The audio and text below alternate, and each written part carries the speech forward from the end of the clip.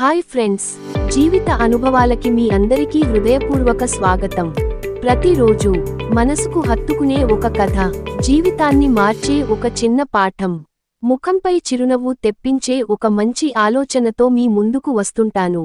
మరి ఈరోజు కథలో దాగి ఉన్న అందమైన జీవిత పాఠం ఏంటో కలిసి తెలుసుకుందాం. ఈ వీడియోని చివరి వరకు చూడండి. చివర్లో వచ్చే ఒక్క మాట మీ జీవితానికి కొత్త ఆశ ఇస్తుంది.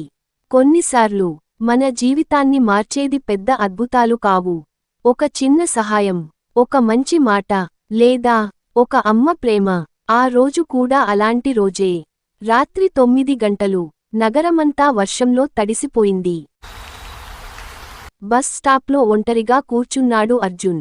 చేతిలో ఉద్యోగం పోయిన లెటర్, కళ్లలో కన్నీళ్లు, మనసులో మాత్రం చీకటి మాత్రమే. ఇంకా బతికి ఏం ప్రయోజనం అని తనలో తాను ప్రశ్నించుకున్నాడు. అప్పుడే ఒక వృద్ధురాలు నెమ్మదిగా అతని దగ్గరకు వచ్చింది. బాబూ, ఇక్కడ కూర్చోవచ్చా అని మృదువుగా అడిగింది.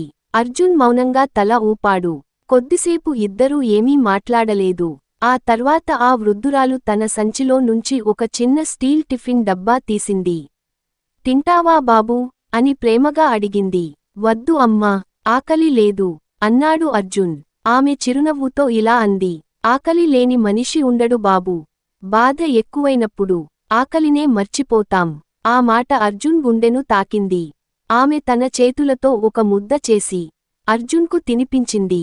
ఆ క్షణంలో అతనికి తన తల్లి గుర్తొచ్చింది. ఏళ్ల తర్వాత ఎవరో తనను ప్రేమగా చూసుకున్నారు. అర్జున్ ఒక్కసారిగా చిన్న పిల్లాడిలా ఏడవడం ప్రారంభించాడు. వృద్ధురాలు అతని తలపై చేయి వేసి, ఏడువు బాబూ, మనసు తేలిక అవుతుంది అంది. కొద్దిసేపటి తర్వాత అర్జున్ తన జీవితమంతా చెప్పేశాడు. ఉద్యోగం పోయిందని, అప్పులు పెరిగాయని, తనను అందరూ వదిలేశారని, తాను ఓడిపోయానని అనిపిస్తోందని చెప్పాడు. వృద్ధురాలు ప్రశాంతంగా విన్నది. ఆ తర్వాత బయట ఉన్న ఒక చిన్న మొక్కను చూపిస్తూ అడిగింది, దీన్ని చూస్తున్నావా? అర్జున్ తల ఊపాడు. పెద్ద తుఫాను వచ్చినా ఈ చిన్న మొక్క విరగలేదు. ఎందుకంటే అది వంగడం నేర్చుకుంది. జీవితంలో కూడా వంగడం ఓటమి కాదు, మళ్లీ నిలబడటానికి ప్రకృతి నేర్పే పాఠం. ఆ మాటలు అర్జున్ జీవితాన్ని మార్చేశాయి.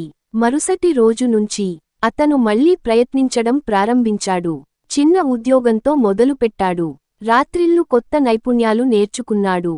ఎన్ని తిరస్కరణలు వచ్చినా ఈసారి ఆగలేదు. కొన్ని సంవత్సరాల తర్వాత అతనే ఎంతోమందికి ఉద్యోగాలు ఇచ్చే స్థాయికి చేరుకున్నాడు. ప్రతి ఆదివారం ఆకలితో ఉన్నవారికి భోజనం పెట్టడం తన జీవితంలో భాగం చేసుకున్నాడు. ఒకరోజు అదే బస్ స్టాప్కు తిరిగి వెళ్లాడు. ఆ వృద్ధురాలు కనిపిస్తుందేమో అని ఎంతో వెతికాడు. కాని ఆమె ఎక్కడా కనిపించలేదు. అయితే ఆమె ప్రేమ మాత్రం అతనిలో ఎప్పటికీ జీవించింది.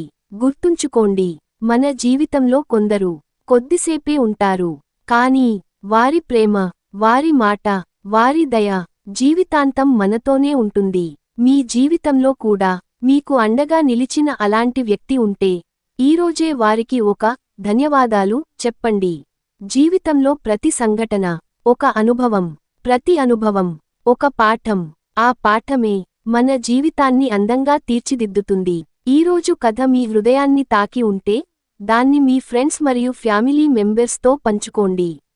ఇలాంటి జీవితాన్ని మార్చే కథలు, విలువైన పాఠాలు, మనసును తాకే అనుభవాల కోసం జీవితానుభవాలు ఛానెల్ను సబ్స్క్రైబ్ చేసి మా కుటుంబంలో భాగం అవ్వండి. మళ్ళీ మరో జీవితానుభవంతో మీ ముందుకు వస్తాను. అప్పటివరకు మనసు మంచిగా ఉంచండి, మాట మంచిగా మాట్లాడండి, జీవితం అందంగా జీవించండి. ఇది మీ జీవితానుభవాలు. నమస్కారం.